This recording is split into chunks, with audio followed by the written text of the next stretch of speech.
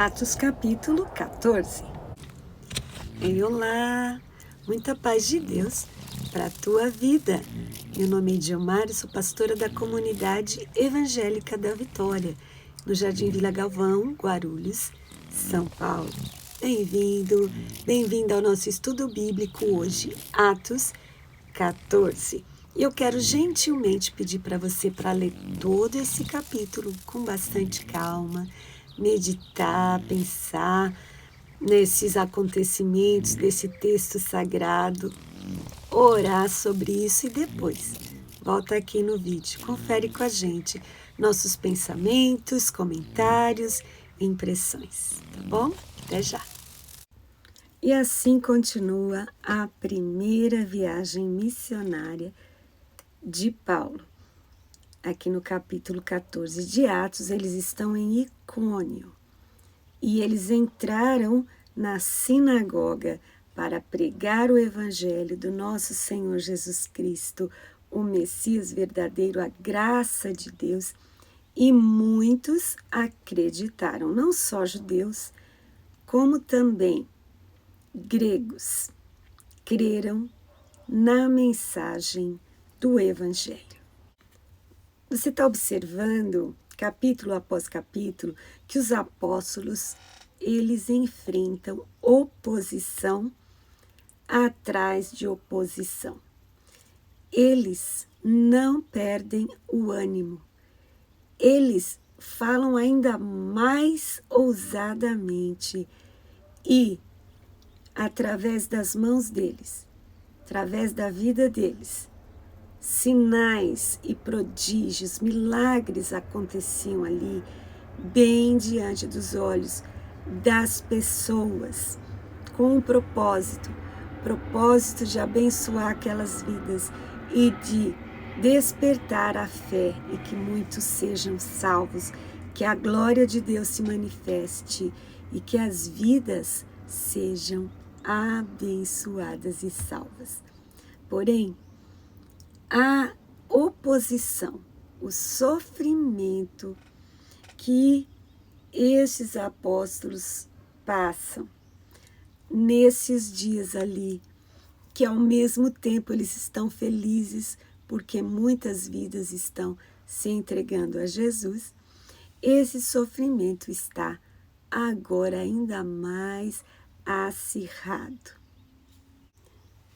Então, aquelas pessoas que eram contrárias ao Evangelho do Senhor Jesus, elas fizeram um motim ali, queriam insultar os apóstolos e apedrejar. Então, eles ficaram sabendo e fugiram para Listra e Derbe, que eram cidades ali circunvizinhas, e continuavam pregando o evangelho nessas outras cidades.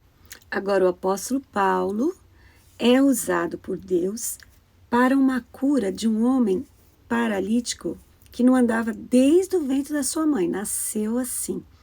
E ele vendo ali que aquele homem tinha fé para ser curado, ele deu uma ordem: se levanta. E ele foi curado. E aquilo causou um espanto naquele lugar. Você vê que o apóstolo Paulo, então, nessa primeira viagem dele, já usado de forma sobrenatural com o poder de Deus. No capítulo 13, você viu que tinha um homem, Elimas, que estava afrontando o Senhor e impedindo o procônsul de crer no evangelho, e o apóstolo Paulo ordenou que ele ficasse cego por algum tempo, por estar agindo dessa forma. E Elimas ficou cego, e o que causou também um espanto. E agora você vai ver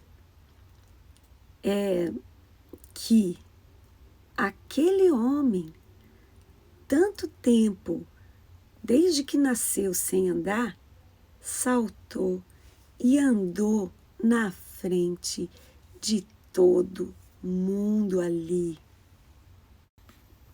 O Evangelho do Senhor traz a bênção, traz o milagre, traz a salvação e traz transformação.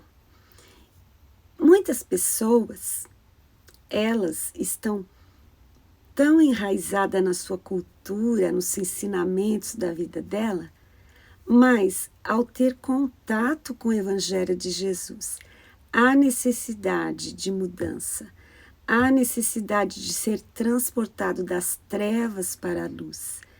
Não se pode mais pensar da mesma forma, porque o Evangelho é pautado na verdade da palavra de Deus. E o que aconteceu ali, quando Paulo, usado por Deus, curou aquele paralítico, aconteceu que aquelas pessoas começaram a achar que Paulo e Barnabé eram deuses e começaram a falar que um era Júpiter, outro era Mercúrio, que eram os deuses da mitologia grega, e começaram a fazer aquela confusão ali naquele momento. E quantas vezes, hoje mesmo, hoje em dia, quando nós pregamos o Evangelho, muitas pessoas confundem tudo, misturam tudo, outras doutrinas, outros ensinamentos, que não são os ensinamentos da palavra de Deus. Por isso que é necessário que quando a gente crê no Senhor Jesus, a gente cresça no conhecimento da palavra, queira aprender mais, para não cair no engano de confusões de outros pensamentos e outros ensinamentos que nós tivemos em outro tempo.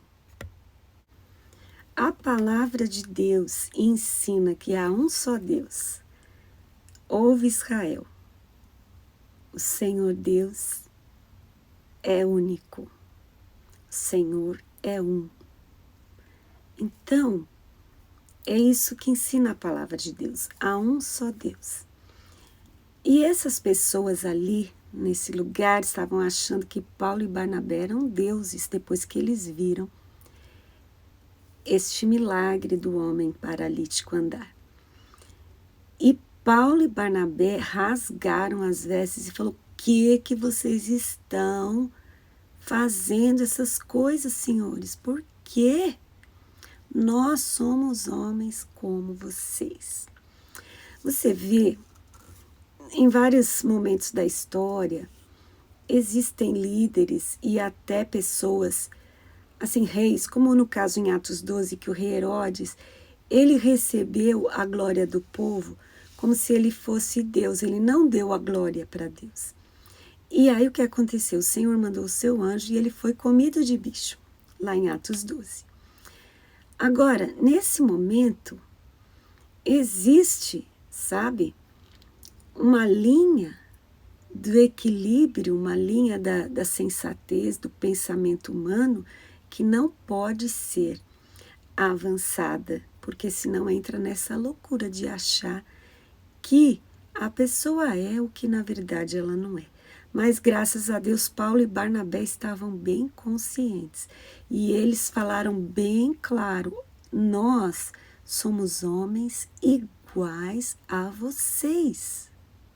E a palavra de Deus diz que eles tiveram dificuldade para explicar aquilo. Eles estavam falando: a gente está aqui para que vocês seja anunciado a vocês, que vocês larguem a vaidade, se entreguem ao Senhor. Então eles estavam explicando, mas eles estavam tendo dificuldade de fazer o povo entender que eles eram simplesmente homens, iguais a eles, sujeitos às mesmas paixões.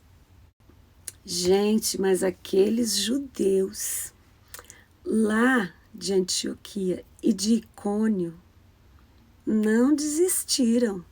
Eles foram atrás de Paulo, convenceram a multidão e agora Paulo é apedrejado e arrastado para fora da cidade. E ele ficou lá. As pessoas achavam que ele estava morto, que ele tinha morrido do apedrejamento, mas largaram ele lá. Os judeus tradicionais só deixariam um outro judeu ou uma pessoa sem ser enterrado se aquela pessoa fosse motivo de vergonha para eles. Então eles desprezaram ali, naquele momento, o apóstolo Paulo. Muitas pessoas acham que foi nesse momento que o apóstolo Paulo subiu ao terceiro céu, como ele mesmo fala nas suas cartas, e que ele viu coisas maravilhosas, muito, muito importantes, muito sensacionais, muito assim altas, que ele não tinha autorização para falar, para comentar o que ele viu. E muita gente acha que nesse momento Paulo morreu e depois o próprio Deus ressuscitou.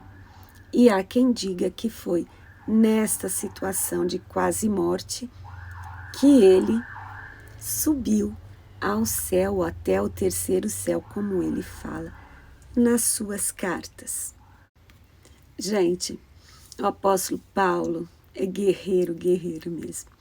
Os discípulos rodearam o apóstolo Paulo e ele se levantou. E o que ele fez? Aqui diz, no dia seguinte, ele saiu com Barnabé para outra cidade de nome Derbe. E ele, diz a palavra, fez muito, ele, e Barnabé fizeram muitos discípulos em Derbe. Mas aí eles foram voltando, para as cidades que eles já tinham estado, Listra, Icônio, Antioquia. E o que eles estavam fazendo? Eles estavam confirmando os ânimos dos discípulos, animando os discípulos, e encorajando e exortando para eles permanecerem na fé, mesmo diante de tanto problema, tanta oposição, tanta perseguição. Eles estavam preocupados que os discípulos, aqueles que acreditaram na pregação, não desviassem. Então eles voltaram na cidade e falavam, animavam os discípulos para que eles permanecessem, não desistissem da fé. Porque eles explicavam, que através de muitas tribulações é que a gente vai entrar no reino de Deus. O próprio Jesus falou, no mundo tereis aflições. Tende bom ânimo, eu venci o mundo. Disse Jesus que a porta é estreita e apertado o caminho que leva à vida eterna, e poucos são os que andam por ele. Mas o caminho da perdição é um caminho largo e muitos vão por ele. A gente precisa viver a nossa vida, meu querido, minha querida, de uma forma, de uma perspectiva da eternidade, porque a nossa vida não é só aqui na Terra. Nós vamos para algum lugar. A nossa alma, depois da morte, ou se Jesus Cristo nos arrebatar, primeiro, no arrebatamento, o que acontecer primeiro? Os que ficarem, a alma vai ter um destino. Ou o céu, ou o inferno. E quando a gente toma uma decisão, faz uma escolha, quando a gente fica firme na fé, é porque a gente está pensando na eternidade. Porque a palavra de Deus diz que a nossa breve e momentânea tribulação não se compara com a glória que há de ser revelada. Então, se a pessoa vive só pensando no hoje, no agora, só pensando em ter vantagem nessa terra, ganhar dinheiro, ter sucesso, não que seja errado a pessoa trabalhar honestamente, ter alguma coisa de bom nessa terra, mas não pode afastar-se de Deus pensando em obter vantagem nessa terra, em se divertir nessa terra, em viver os prazeres dessa terra e deixar as coisas de Deus de lado, porque a vida na terra passa muito rápido. Então, quando for chegar a hora de se encontrar com Deus, aí é que a gente vai ver o que realmente vale a pena. E os apóstolos sabiam que vale a pena. Vale a pena servir a Jesus. Vale a pena passar uma tribulação, se essa tribulação vai nos fazer entrar no reino dos céus. Não que a gente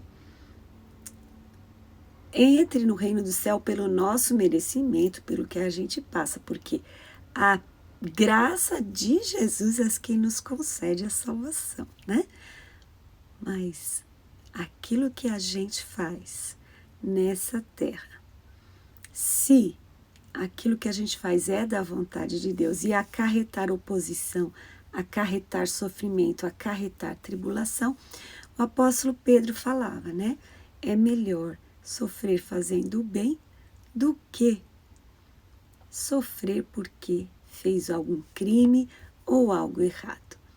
E nesse caso, os apóstolos Paulo e Barnabé estavam felizes e cheios do Espírito Santo, porque eles sabiam que há galardão para aqueles que são perseguidos por amor a Jesus. E é isso que a gente tem que ter em mente, que o Evangelho vai trazer transformação, ele tem que trazer transformação, ele vai trazer mudança e a gente tem que estar firme com Jesus e crescendo na mudança para melhor, obviamente. E saiba disso, quando houver uma tribulação, o Senhor já está conosco para nos sustentar, dar força e nos fazer vitoriosos em Cristo Jesus. Essa jornada, provavelmente a pé ou a cavalo, que eles iam, eu não sei dizer, de uma cidade para outra, em longas distâncias, né? Acredita-se que Paulo, nessa viagem, nessa primeira viagem missionária, tenha contraído uma doença, uma febre de malária, que afetou seus olhos. E essa doença faz a pessoa sentir dor de cabeça, ardor nos olhos e perde boa parte da sua visão. O que muita gente acredita que aconteceu com o apóstolo Paulo, uma das coisas que ele sofreu, né, durante essas viagens missionárias, durante essa primeira viagem missionária. E ele, quando ele escreve aos Gálatas, muita gente pensa que a Galácia é uma cidade, mas não. A Galácia é uma região. Todas essas cidades que a gente tem visto nesse capítulo 14 faz parte dessa região que se chama Galácia. Então, quando ele escreve aos Gálatas, ele escreve para essas pessoas destas cidades. Então, ele diz assim para os Gálatas que ele foi recebido com tanto amor, foi tratado com tanto amor pelos Gálatas, que se eles pudessem, eles até doariam os olhos deles para o apóstolo Paulo, né? Isso está em Gálatas capítulo 4. E também depois ele fala, né, Paulo, nas suas cartas, ele fala, olha como eu escrevi com uma letra enorme, né? Então, Paulo ditava as cartas, não era ele mesmo. Acredita-se que não era ele mesmo que escrevia, mas quando era a saudação final, ele mesmo escrevia. Então, como ele não enxergava muito, por ter essa adquirido essa enfermidade, né? Assim como acredita-se, ele fazia aquelas letras enormes. Então, você vê que todo esse sofrimento e até a limitação física do apóstolo Paulo, nada disso fez com que o ministério dele fosse desacelerado ou paralisado, ou ele desanimasse. Mas ele estava sempre prosseguindo e preocupado com as igrejas, né? É uma demonstração. A igreja é um local muito importante para que a obra de Deus se desenvolva, a igreja local. Então, Paulo, ele voltava nesses lugares, aqui diz, né? Que ele, no versículo 27, ele chegaram e reuniram a igreja. Ele falava, né? Ele fazia questão de que a igreja fosse firmada na verdade do Senhor e não desistisse da fé. Então, ele fazia aquele acompanhamento do evangelismo que ele fez para que as pessoas ficassem sempre firmes na verdade do Senhor Jesus, né? Então, ele reuniu ali a igreja, né, quando eles chegaram de volta para Antioquia, e eles relataram grandes coisas que Deus fez por eles. E que porta maravilhosa, né? Que porta da fé que foi aberta aos gentios, né? Aqueles que não eram judeus, mesmo com toda a oposição dos judeus. E teve uma hora que juntou judeu que não acreditou e gentil que não acreditou e foram tudo atrás de Paulo. Tudo isso nessa primeira viagem missionária, né?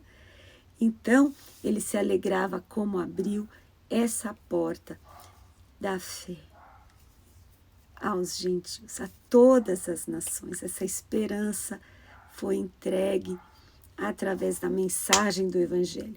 E a mensagem do Evangelho vai sempre causar oposição, porque a pessoa, ao receber essa palavra, ela precisa ter uma reação diante da palavra. Não pode ficar paralisado, ele tem que responder. E se a pessoa não concorda ou não quer, assim, nascer de novo, andar neste caminho, então ela se opõe e se rebela ao caminho da luz, ao caminho do Senhor Jesus. E os que pregam, eles vão sofrer de frente essa oposição, como aconteceu ali com Paulo e Barnabé. Então, hoje em dia, quando nós se aproximamos da volta do Senhor, a gente sabe que vai aumentar a perseguição aos cristãos. Então, hoje, essa linha que é chamada progressista, ela se levanta contra a palavra de Deus. Até pessoas que se dizem evangélicos, eles, para facilitar a vida deles, eles se incorporam ao sistema, o sistema do anticristo, que é contrário ao sistema do Senhor Jesus. Então, eles querem modificar a Bíblia. Você que já ouviu a palavra de Deus, eu já falei várias vezes na igreja, né, lá na Vila Galvão, que a Bíblia é o livro mais moderno, que é um absurdo falar que a Bíblia precisa ser atualizada, porque a Bíblia é o livro mais atual, o único livro que fala com verdade aquilo que ainda vai acontecer no futuro. E se alguém pode modificar a Bíblia, só existe um, o seu autor, o nosso Deus. Então, a palavra é de Deus. Nós não podemos viver uma democracia cristã, porque a vida cristã é uma teocracia. É Deus que manda e nós obedecemos. É assim. Então as pessoas querem mudar porque, na verdade, elas querem fazer o que elas acham que tem que ser feito e não se converter ao Deus Todo-Poderoso e servi-lo, obedecê-lo de todo o coração. O Senhor Jesus é o caminho, Ele é a verdade e a vida.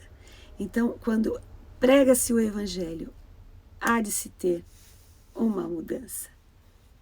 E essa mudança, o Espírito Santo convence o nosso coração do pecado, da justiça e do juízo. Mas há aqueles que endurecem o seu coração. Então, ao ouvir a palavra de Deus, não endureça o seu coração. Não entre nessa moda progressista, que na verdade é regressista, né? Faz as pessoas que conhecem a palavra querer voltar aos seus próprios desejos carnais, no lugar de se entregar a Jesus e a vida que Ele tem para nós, porque o caminho de Deus é mais alto que os nossos caminhos, né? Então a pessoa quer adaptar a Bíblia ao pensamento dele, mas na verdade nós temos que nos transformar a nossa mente, ter a mente de Cristo, nos transformar cada dia de acordo com a verdade do Senhor Jesus e ser uma nova criação. Então isso não é complicado, mas existe uma oposição e nós precisamos escolher. E como diz o hino, né?